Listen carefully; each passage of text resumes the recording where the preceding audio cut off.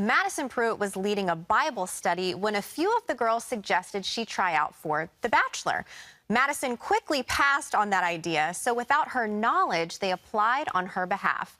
And guess what? Madison was offered a shot on the show.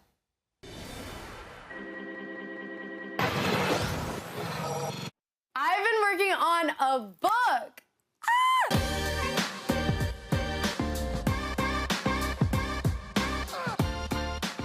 I talk about everything. Pre-Bachelor, my whole Bachelor experience, and after the show. What's been going on since then? What have I been doing? What has God been speaking to me?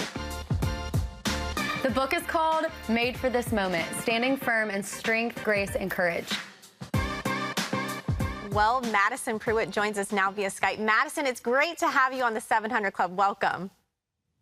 Thank you so much for having me. I'm so excited to be here. Yes. All right. Well, let's get to it. When you got the call that you'd been chosen to be on The Bachelor, what happened next? I mean, what were your thoughts and what did your parents think? So when I first got the call, I remember I was at the gym and I answered and I thought it was a prank call. I honestly was very confused. I was like, listen, I just finished seminary. I don't think I'm the girl you're looking for. And I remember immediately I hung up and I called my mom and I thought she was going to say, you know, absolutely not. You're not going on this show. But instead she was like, you know, never close a door until you take time to pray about it.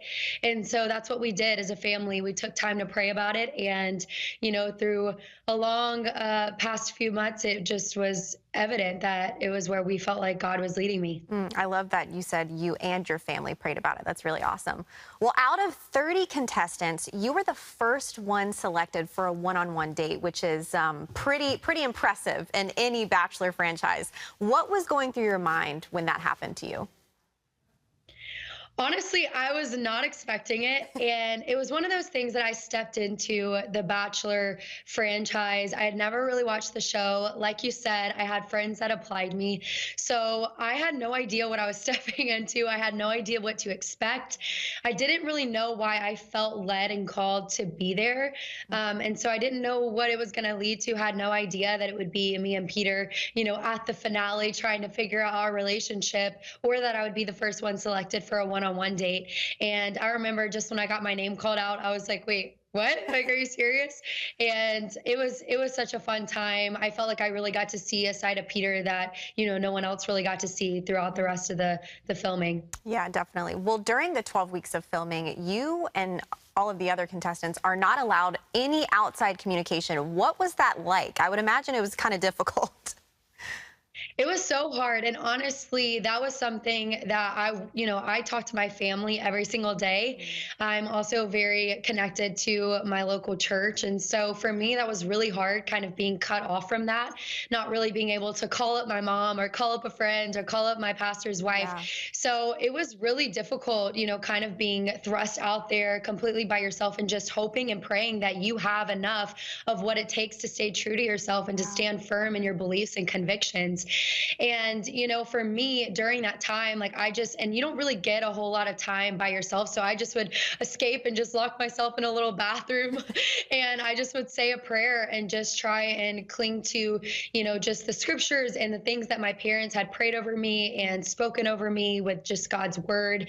But it was really difficult not having, you know, my family or friends around me at all. And actually that was something I kind of talk about in my book, is that my mom actually gave me a stack of 41 letters to take with me during my time on The Bachelor, not knowing how long I was going to be gone. Yeah. But she wrote me a lot of letters that I could open every day and just have that little piece of encouragement to cling to. That is so sweet. I love that. Well, as one of the finalists, you were offered a stay in the fantasy suite, and sometimes certain things happen in that fantasy suite. But you decided not to do that. Why? You know, going on the show, I knew that there were a couple of things. I didn't know everything that the show entailed, but I knew that there were a couple of things like the fantasy suite. And that was something that I just had prayed through and talked to my family about and kind of made a decision beforehand and pre-decided this is not something that I want to do. Even though I know that even if I were to do the fantasy suite, there's certain things I wouldn't do. Sometimes it's not even just the sin itself, but the appearance of sin. And so for me, I made a decision, okay, that's something something that I don't want to participate in, and not something that I'm going to judge anyone else for participating in, but just something that I personally feel convicted about, just not doing that. And so that was a decision that I made. I had a conversation with Peter before the fantasy suites and just told him it was something that I didn't feel comfortable with, and it was something that if he were to, be intimate with the other women, that I wouldn't be able to proceed in the relationship. And so I was super honest and communicative, before that week even started. Yeah, well, what kind of response did you get because of that stance that you took? You mean from Peter or from the world? All the above, all of the above. Yeah. So from Peter, I think I got a very puzzled look, a very shocked look, like, don't you know what this show is? And for me, I guess, and that was even what I got from other people too. Like, don't you know what you're signing up for? Don't you know this is a part of the show?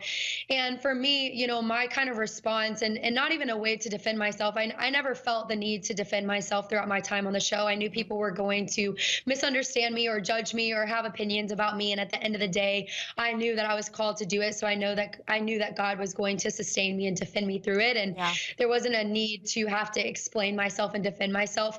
But I did, kind of just come from a place of, at the end of the day, yes, this show is a show of love. And for some people that is exploring it physically, and that's their idea of that. And that's totally fine. But for me, I have a biblical picture of what that looks like. Girl. And so for me, exploring a relationship physically isn't something that I'm going to do until I'm married one day. And I wanted to be able to explain my reasoning and my why behind that. And I did have that opportunity to do that. And it's been so cool. And really what led to me writing this book and what's given me the opportunity to speak kind of all around the US and being able to speak into people is I had so many people reach out and so many girls reaching out saying, because of your stand for purity, because of your stand for your faith, I've decided to make that decision for myself. Wow. And I just thought that was so cool, of just one act of obedience, one act of courage, and what that can mean and do for other people. I absolutely love that. Well, last question. What have you learned throughout this entire experience?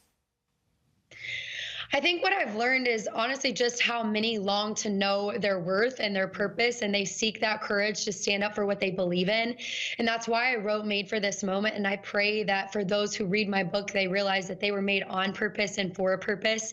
They learn to love themselves. They learn to fight for their identity and their purpose. They learn to stand up for what they believe in, and strength, grace, and courage. And, we live in a world where there is just confusing standards and mixed messages, and they learn how to keep their standards high and their roots deep and stay grounded in God's truth and God's word, instead of worrying so much about what everybody else is doing and what everybody else is saying. Yes. Well, Madison, I am in your corner. You can read more of Madison's story and her brand new book. It's called Made for This Moment, Standing Firm with Strength, Grace, and Courage, and it's available nationwide. Thank you so much, Madison. God bless you. Thank you so much. Gordon?